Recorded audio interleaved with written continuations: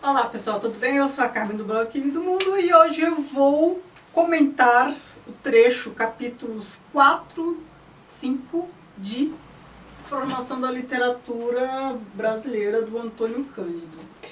Este é o livro que nós escolhemos para fazer uma leitura compartilhada nesse ano de 2020. Se você não sabe do que eu estou falando, eu vou deixar aqui o post do blog em que eu comento e com a divisão dos capítulos. Então, assim, neste primeiro semestre serão 2 capítulos por mês, no segundo semestre um só. Então, vamos ficar o ano inteiro lendo o livro. Se você ainda não começou, tiver interesse, pode começar, que dá tempo, porque não é um intervalo de páginas muito grande por mês. E eu sempre, no mês seguinte, eu comento os capítulos do mês anterior. Então a gente está em abril, vou comentar os capítulos do mês, né? De acordo com a nossa divisão lá, os capítulos do mês de março. Aqui o que eu destaco mais nesse período não é nem tanto o que ele fala da literatura, isso é destaque meu, tá? Mas como o contexto histórico impacta na literatura. Aquele contexto, a gente está aqui no momento do finzinho da influência jesuítica para a influência iluminista. Então, ele já começa o capítulo 4 falando da poesia satírica, que tinha um efeito moralizador. Então, a gente está aqui neste período, o melhor exemplo disso, Cartas Chilenas, do Tomás Antônio Gonzaga, que eu já até comentei sobre esta obra no vídeo anterior. Mas aqui, tem um trecho aqui que o Cândido destina um capítulo.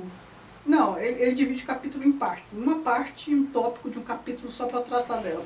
Eu quero falar da influência iluminista. A gente está aqui no período de Contra-Reforma, mas a gente sabe que na segunda metade do século XVIII, não lembro a data, 1769, por aí, Marquês de Pombal veio para o Brasil. Ele expulsou os jesuítas. Ele tinha ideias iluministas, né, de reforma e tal, e ele expulsou os jesuítas. Muita gente vê isso como fator positivo, mas mais ou menos, né? Porque o iluminismo não é tão positivo assim para a área cultural como muitos pensam. Eles destruíram muitas bibliotecas, eles impuseram muita coisa. O ideal era maravilhoso? Sim, mas na prática as coisas não são bem assim. Mesmo porque assim, esse ideal maravilhoso nunca é para todo mundo, né? Essa ideia de democracia, de acesso, nunca é para todo mundo, nem hoje, hein?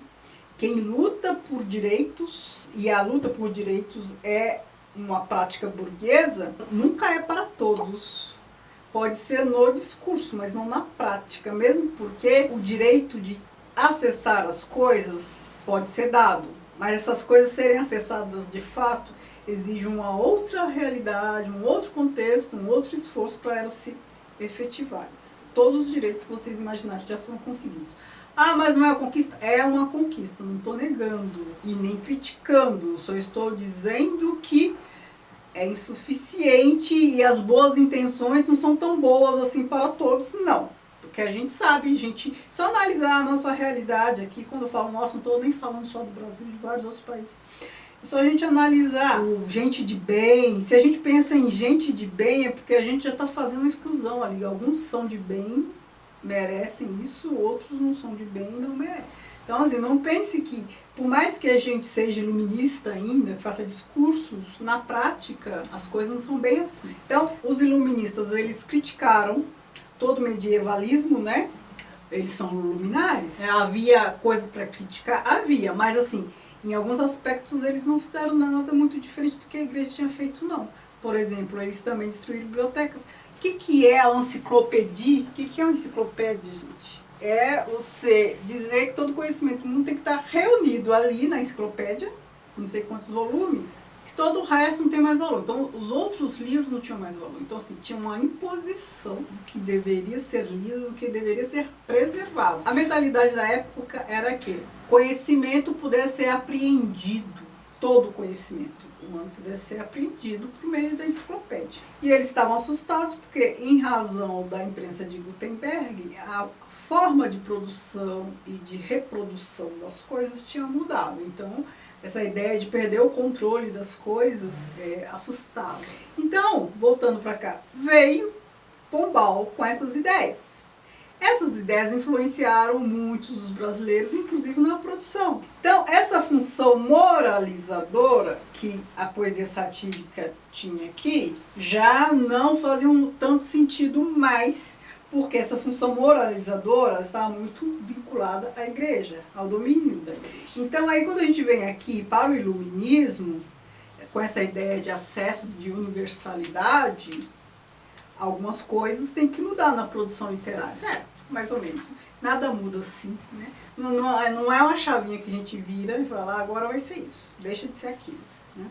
Então aí a gente vai ter de tudo, produções diferentes, ocupando espaços, tendo públicos diferentes, né? E aí temos as cartas chilenas. Então a gente está aqui num período já iluminista, mas a gente tem as cartas chilenas, que eu já comentei com vocês, defendendo a monarquia, defendendo a colonização, fazendo cartas chilenas, fazendo ainda uma sátira moralizadora como as outras, não sei, não teria que fazer uma análise comparativa, mas não é tão moralizadora, não. É uma sátira que denuncia, é mais para denunciar uma contravenção.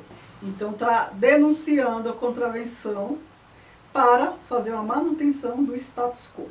Status quo de quê? Da igreja, da monarquia, dessas instituições todas. E aqui o que o Cândido faz? Ele discute a questão da autoria, porque essas cartas chilenas, elas não tinham a autoria declarada assim, do Tomás Antônio Gonzaga.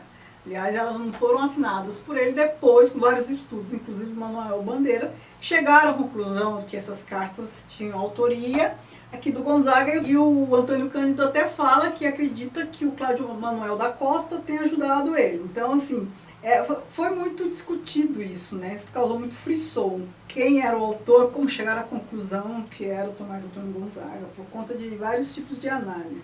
O Cândido fala uma coisa que é muito importante, falando das cartas chilenas ainda. Ele fala assim: Reinado da Canalha é o subtítulo que se poderia dar à obra. Tal a obsessão com que se refere a ascensão de mulatos, tendeiros, gente miúda em geral. O fanfarrão alterou as relações naturais de uma sociedade hierarquizada, e isto é crime solidário da concussão e da prepotência. E essa é uma obra que a gente valoriza muito. Só que se a gente for fazer uma análise ética, hoje, com os olhos de hoje, a gente condena.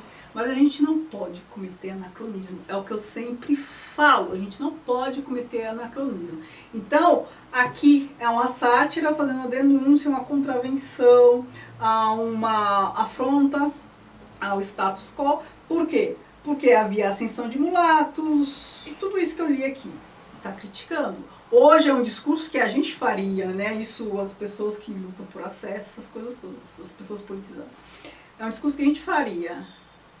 Só que aqui é algo que ele condena, e fazia todo sentido na época condenar. Então, o que o Cândido diz aqui depois é valor de índice de uma época. Eu gostei dessa formulação. Ele está falando que a obra tem valor de índice de uma época. Ela estava denunciando tudo isso aqui, coisa que hoje a gente não denunciaria, coisa que hoje a gente defenderia, mas a gente não pode ler com os olhos do século XXI, o que foi escrito no século XVIII, com outros valores. Então, é o valor de índice de uma época, tal qual Casa Grande Senzala tem. Né? Eu fiz leitura compartilhada de Casa Grande Senzala, e muita gente fala, um horror, romantiza a escravidão, isso, aquilo. Faz tudo isso? Faz. Mas a gente analisa com nossa moral de hoje. Mas a gente não pode deixar isso contaminar o valor que a obra tem, porque ela é um valor de índice de uma época. Era um valor de índice ali, começo do século XX, né? Década de 30. Era um discurso vigente, é uma obra que representa muito bem esse discurso vigente.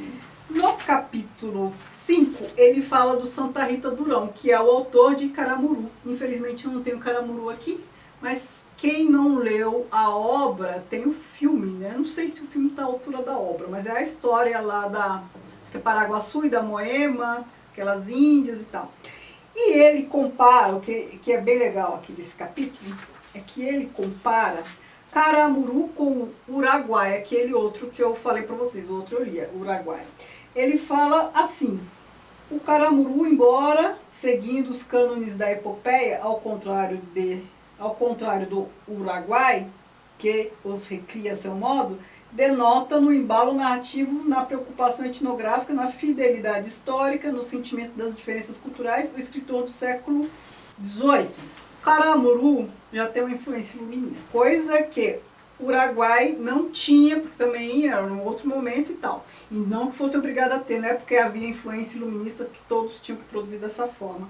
Então, pelo que ele fala aqui, a gente pode comparar as duas, considerando que o Uruguai, ele tem mais valor formal, foi dito já até em outro momento. Ele tem um valor da forma dos versos. Ele inclusive está falando aqui que o Basílio da Gama inovou na forma, coisa que Santa Rita Durão não fez, mas o conteúdo do Durão era mais, assim, é difícil falar de inovação quando a gente está num século tão adiantado em termos cronológicos, né? O que era inovação naquela época. Mas eles eram muito diferentes nesse sentido. Um tem ideias, uma fundamentação.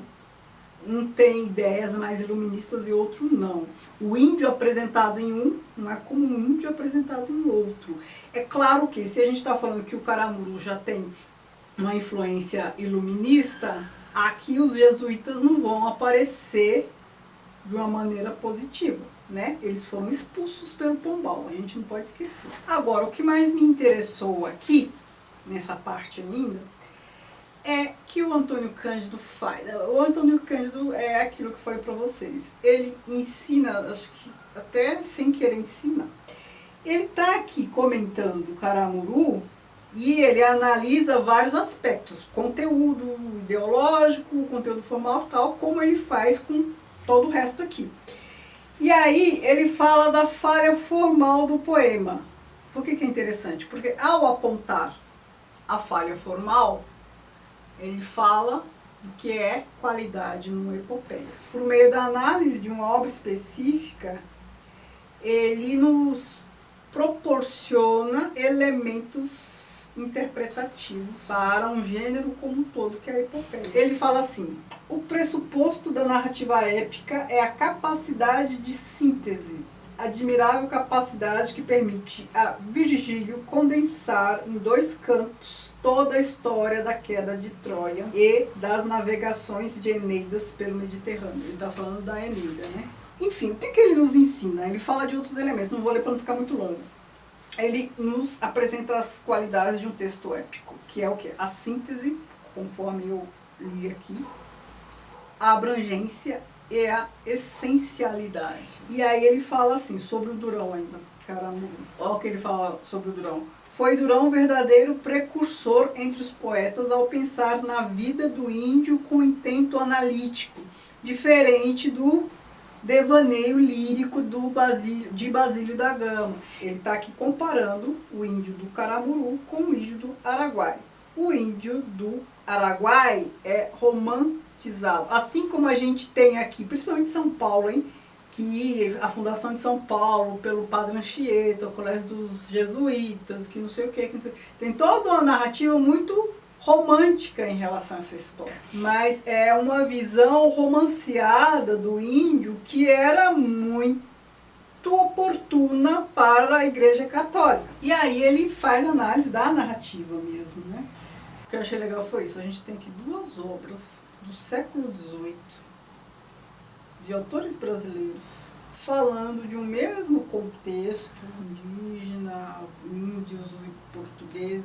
O gênero também é o mesmo, gênero literário, poesia, com ideologias totalmente diferentes. Por quê? Em uma a gente ainda está com o pé fincado na ideologia da Contra-Reforma, na outra obra a gente já tem aqui uma visão iluminista. Percebam como o contexto histórico importa. Muda, pode mudar totalmente o que está sendo dito.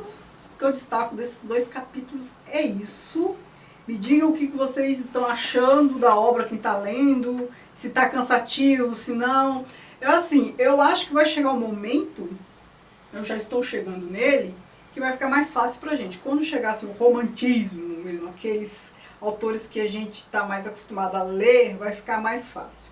Mas, de todo modo, ler Antônio Cândido é sempre um prazer. Ele sempre nos ensina coisas. A gente não pode desperdiçar isso. Muito obrigada por assistirem. Não se esqueçam de se inscrever no canal, de me seguir nas redes sociais, que vi do mundo no Instagram e Facebook, que é a página do blog. Obrigada, beijo. Tchau, tchau.